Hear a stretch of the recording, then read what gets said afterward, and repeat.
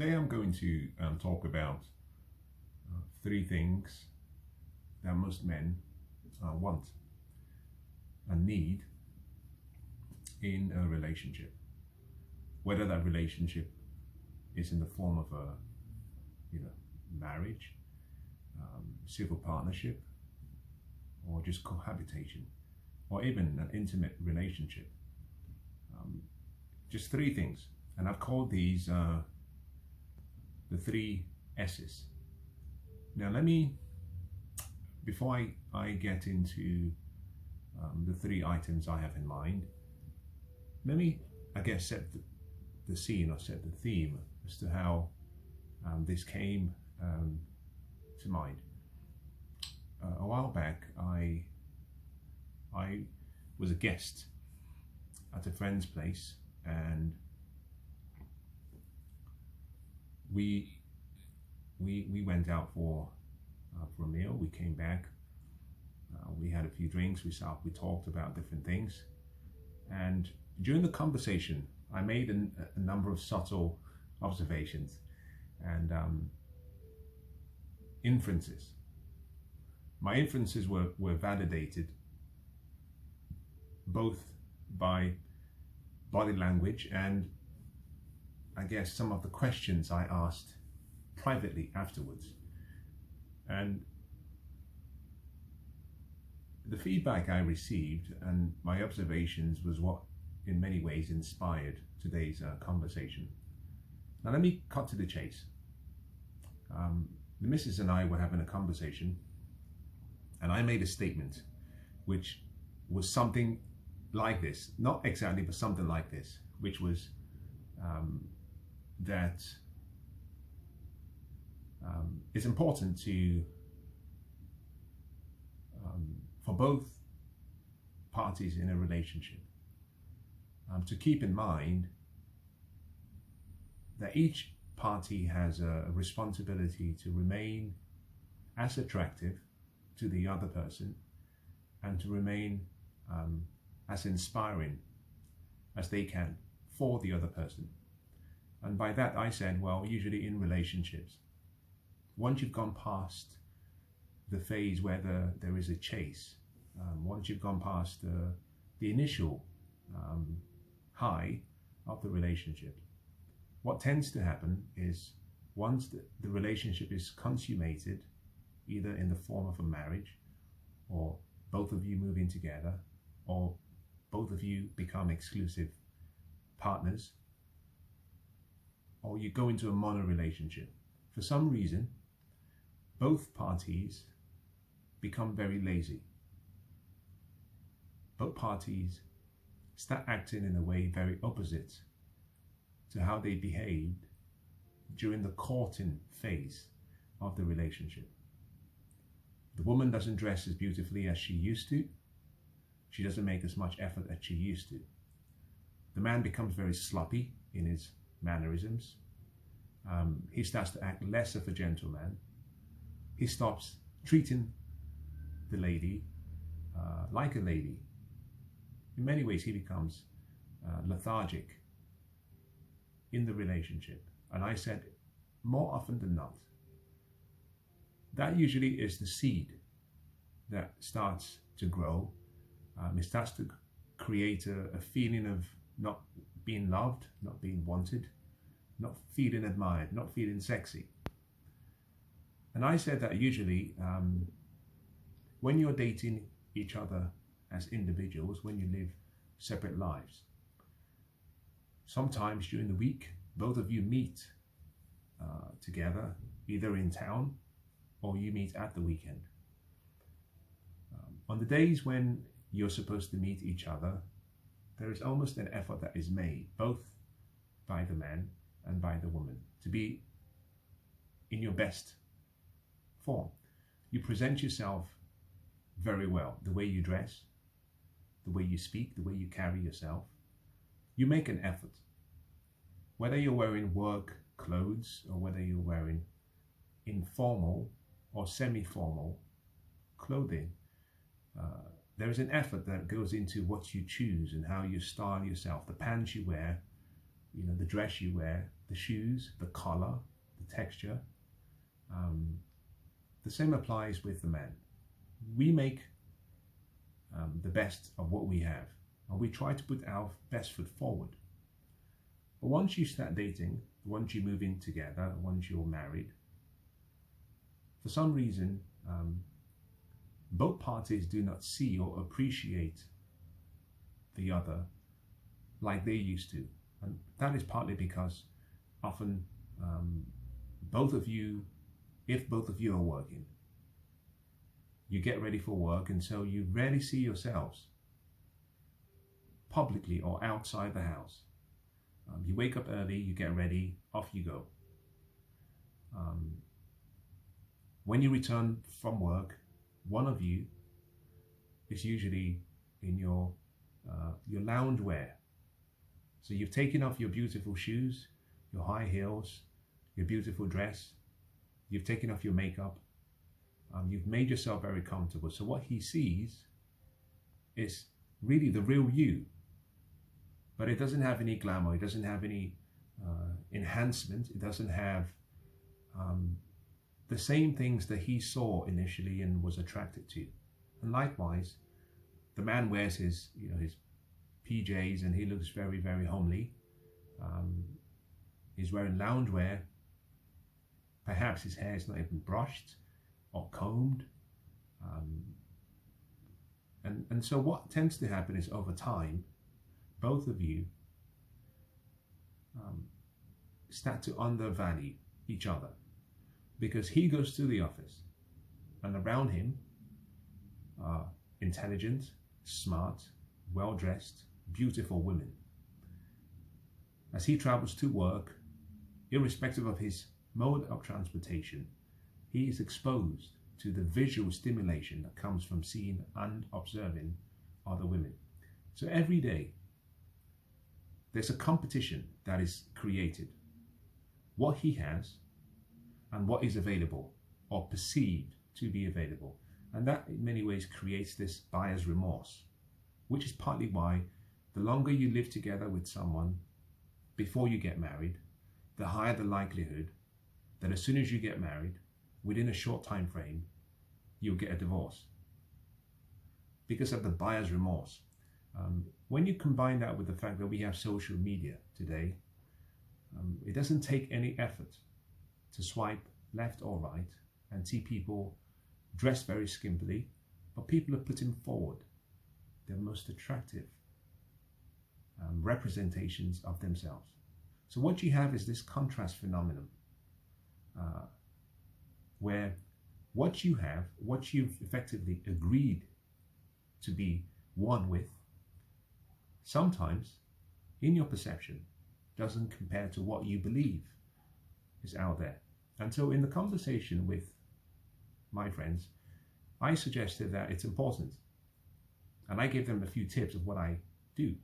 I said it's important for both parties to make sure that they take time to date, that once you're married, once you are in a committed relationship, once you are cohabiting, in many ways that's when the relationship begins. You have to work twice as hard as you did when you were single, because you have much more to lose. It's almost asymmetric. Because you've excluded yourself from all the potential opportunities in the market, you have to ensure that in your mind and in your heart, you do not have the feeling as though you could do better outside. Now, you've heard me say this before, that unfortunately, one of the downsides, and ladies agree generally whenever I've said this, one of the downsides to a man getting married, or moving in with a girlfriend or a partner, or being in a mono relationship, is generally women get lazy. You cut your hair, you stop going to the gym or looking after yourself. In many ways, you've won over the man, so there is really no need for you to make as much of an effort as you did before. Most of the time, most women start to put on weight. They get much larger, even without the introduction of a child into the family. And so men start to get a little bit disheartened because every day they have Instagram pictures and Facebook pictures and pictures that are forwarded from all over the place. Most of the photos are not real, but the way the mind and the imagination works, you're constantly being compared to what's out there. Now, the mistake most women make is they say, I don't want to be compared to what is out there. And in many ways, that's a very naive position to take, because we are all being compared to what's out there. Hence the need for both parties to work as hard as they can to stay as attractive as they can for the other person. It's no longer what you do for yourself. And I suggested, and this is partly where I started to observe certain body language and how people felt, how they felt. I suggested that as part of a playful routine, the wife in question, she should wear her best lingerie at home and put on high heels and walk around the house, and they should just play. And the husband was very, very, very much game, because men are naturally visual, and we're stimulated visually. Irrespective of how you look, whether you believe you've lost some of the beauty that you once had, you may have put on some weight, it's important for him to see your true self. For some reason, we tend to cover ourselves up way too much. I know in certain parts of the developed West, the temperature and the weather and the climate restricts in how much we expose ourselves. But within the house, a lot more needs to be shown. A lot more needs to be exposed. You don't have to wear, baggy jeans and pajamas and large dresses or clothes that conceal your beauty. Your body is meant to be his inspiration. In many ways, to put it differently, you want to feed his belly, so he's full in his belly and empty in his balls. And when I refer to being empty in his balls, I'm saying both his mind should have thoughts and pictures of you and you alone. Most men, especially most men who are married or in a committed relationship, only get to see their significant others during specific times of the day. Just about to walk into the shower, coming out of the shower, just about to make out or make love with the lights off. We don't get to explore and play and tease and I used the example. I said that one of the things they should do is regularly let the missus put on some beautiful lingerie, put on her high heels, and walk around the house as though she's a lingerie model or doing a bikini competition, and he has to sit back and just play the role of a judge, just observing, and she can do whatever she wants, walk down, turn around, twist, do the pose, walk back. And what that does is it starts to allow a playful atmosphere within the house, in a safe environment. Again, in a committed relationship, and especially in a marriage, the bedroom, the marriage bed is undefiled. There shouldn't be any restrictions. Now, here is a thought for women to keep in mind. If you say, or if you believe you're opposed to everything I've just said, keep in mind that most men have an attraction to strip clubs and gentlemen's clubs. And the question is, why do they go there? Just keep that in mind.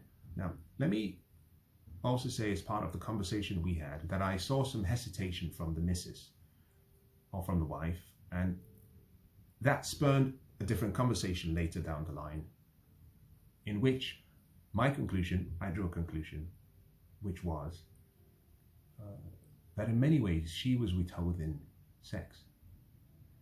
And it was the quality and the quantity of sex had declined since the marriage and since the union. Now, without going into the reason, what was insidious was more specifically that it was being used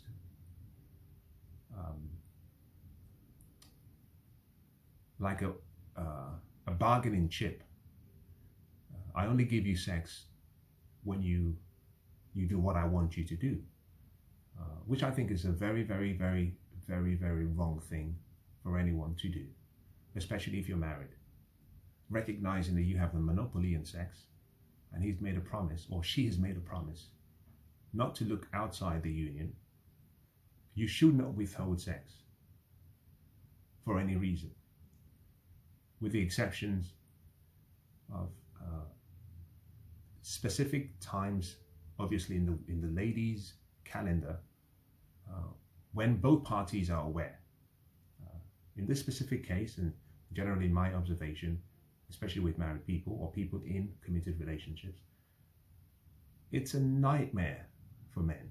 It's an absolute mess. I know people who have to literally fight and beg and cajole and buy flowers and clean the house and do things, and it's almost as though sex is being used as a weapon. Now, I'm going to do a different session at some point as to what the man should do in such scenario. In any case, this inspired today's session because I thought about three things that most men want. Now, I should also say this, that there was also a conversation that came up in relation to the house chores and who was responsible for the house chores, which I thought was interesting, but let me not digress. Today's session, I'd like to talk very quickly about three things that primarily men want. The first is sex.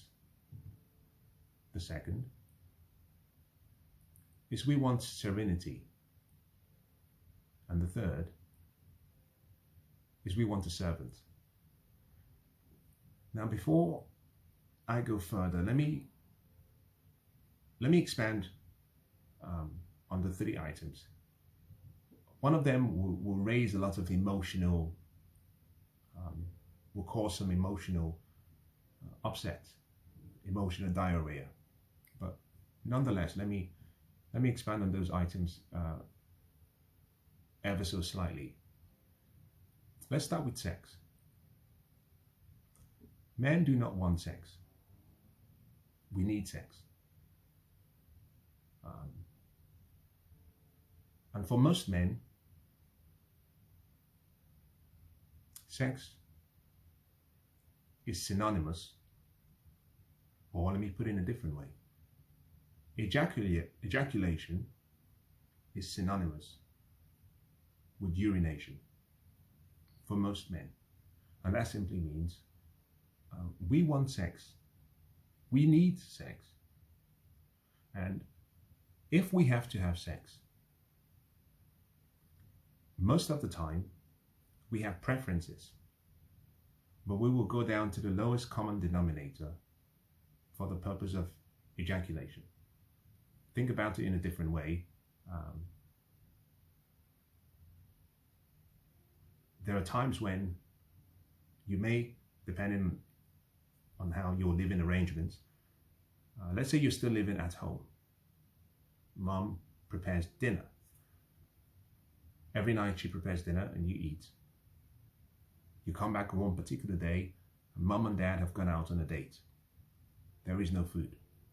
There is no food at home. What do?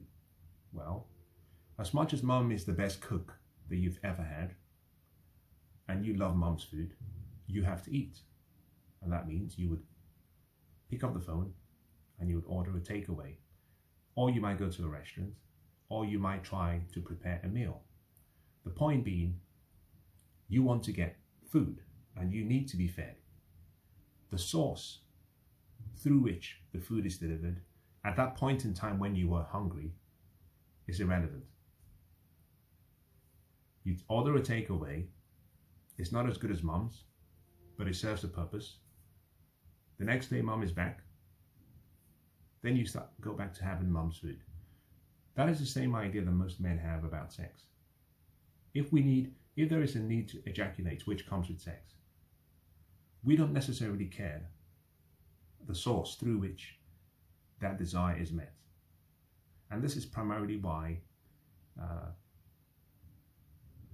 the mood, the tempo, the feelings, the chemistry, the passion, the intimacy, the emotion, all of that.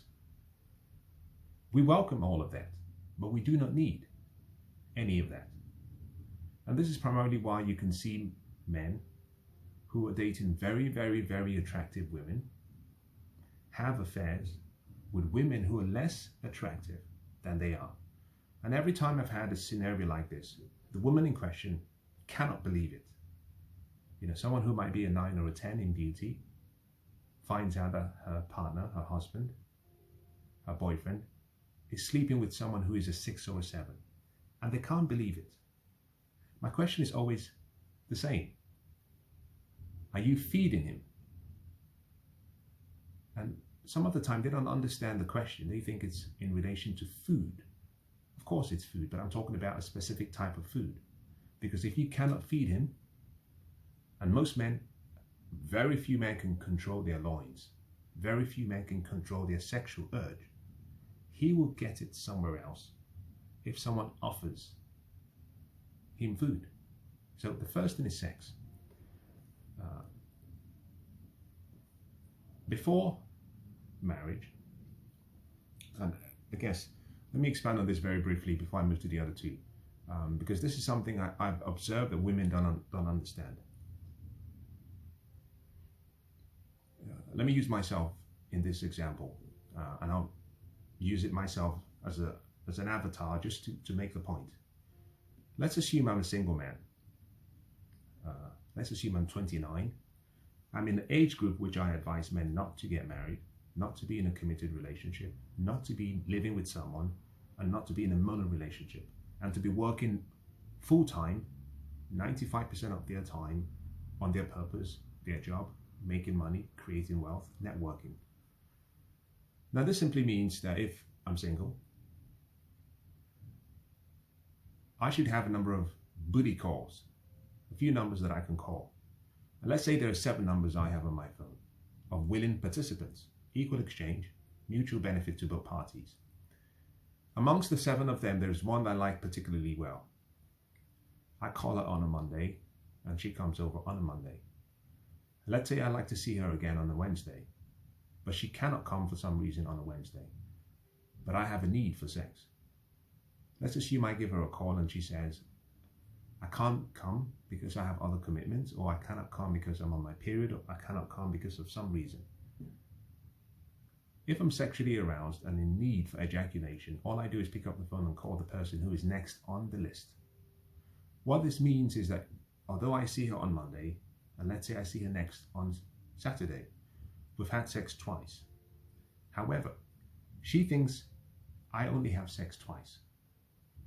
I may be having sex 7 times a week, because every time she cannot meet a need, someone else is satisfying that need. When both of us move in together, assuming we decide to become exclusive, the mistake most men make is they do not communicate their sexual need in advance.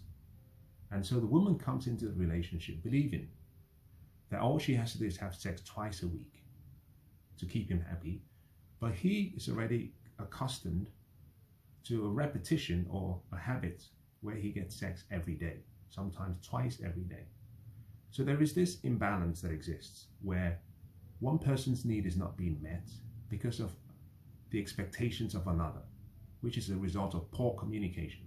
Now the point I'm making by this is that both parties need to communicate what they need. But women should always keep in mind that men will not turn down sex without specific reasons. We generally need it. Now the second S is serenity. This has to do with peace. Peace, silence, serenity, meaning our minds are designed to look for problems. The home is supposed to be a place of rest, a place where you can resuscitate yourself, recover, sleep, a place of peace. The home is not supposed to be a place of war. And that means that there has to be what I call the art of timing, knowing when to bring up issues that you believe are important. Because as soon as he walks through the door, that is not the right time to talk about all of the issues that are on your mind. Because his mind is calculating always about how do I solve a problem. Now this means that in addition to being very, very adept with choosing the right time to introduce issues for him to deal with, it's also required that you learn the art of knowing how to read the mood. There is a time for everything. There is a time to criticize him, and there's a time to leave him alone. I learned this in my interactions with a number of ladies in the past. I couldn't understand, and it took a while for me to understand myself and understand what I had to say to inform them so that they didn't feel neglected. Now, I'm going to put this as bluntly as possible. We love you, we care about you, but we don't think about you all the time. That's the first. The second is we love you, we care about you, but you are not our friends. And if your husband, your partner, is your best friend, there's a problem, because it's not in a man's nature to be friends with a woman, whether that be his wife. And the reason is simple. Men care about things, women care about people. Men think rationally, women think more emotionally. You run your logic through your feelings and emotions. With our friends, we can go into a debate, we can argue, we can discuss things, and we can still break bread. With women, we become so sensitive about what we say because it's used, go back to point number 1 about sex, what we say is used against us in the court of the bedroom. So we're always on guard when we're with you. Hence, we cannot be very honest and open about all issues because of how you would interpret our position. So we cannot afford to think on the go. Whereas with our friends, we can make mistakes, we can say really, really absurd things, but because we're not emotional as men, we can fight. And the next second, we're having a beer. We're back to friendship. In a relationship with a woman, you can't afford to do that. So I found that I had to communicate on a number of occasions in prior relationships, especially in this one occasion. She came up to me and said, "Is there something wrong?" And I said no. And she had this long look on her face. And one thing I never do is I never argue. I never argue with a woman. I never bring myself to that emotional conversation. Not because it's not necessary. I don't do that because simply I find arguments, emotions override the true and the important message you're trying to put across. That if you're not careful, you blow the opportunity to come together and instead you make things worse. So if emotions get out of hand, I prefer to go for a walk and calm down. And then later on we can talk about what the issue is. Sometimes people need to be apart. Go for a walk, 5 minutes, and just breathe. You might be in the heat of the moment. Just count down from 0 to 60 before you say or respond. Because sometimes we say things that we should not say. I found in this relationship particularly that on this particular occasion, I had to say to the lady, no, when I sit in silence sometimes, I'm solving a problem in my head. I'm thinking. It has nothing to do with you. But I don't have to tell you every second what I'm going through in my head. I don't have to explain how I feel. Women have a way of asking you, how do you feel? And sometimes the answer is, we don't know. Because we're not feeling, we're thinking. This connects back to why I said, we love you, but we're not really your friends, because we don't feel. We think. Sometimes that thinking needs solitude, serenity, silence, peace. Now the third is the servant. I know dealing with modern women, that arouses an emotional feeling that doesn't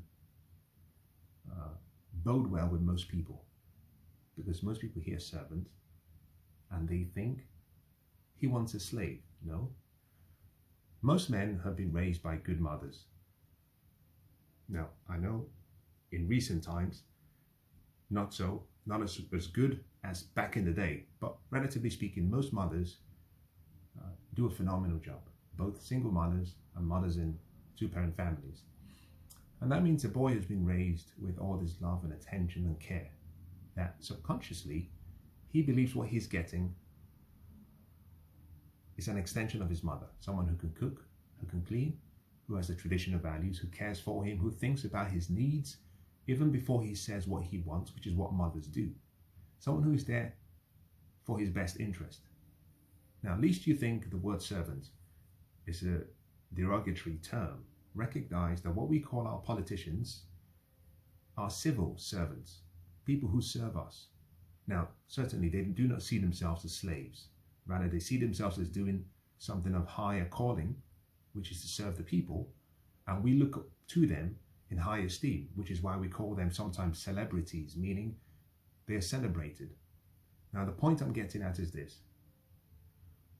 If you have no servant-like qualities, I genuinely do not see a need for a man to be married.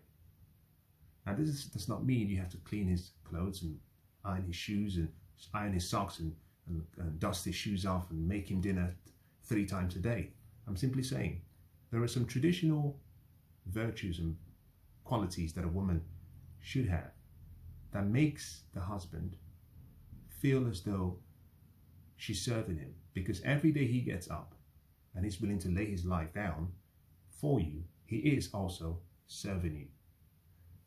The roles of servitude and servanthood is different for men and women, but men are always looking for servants. The role you play in serving a man certainly will be different. The point being, he thinks he's getting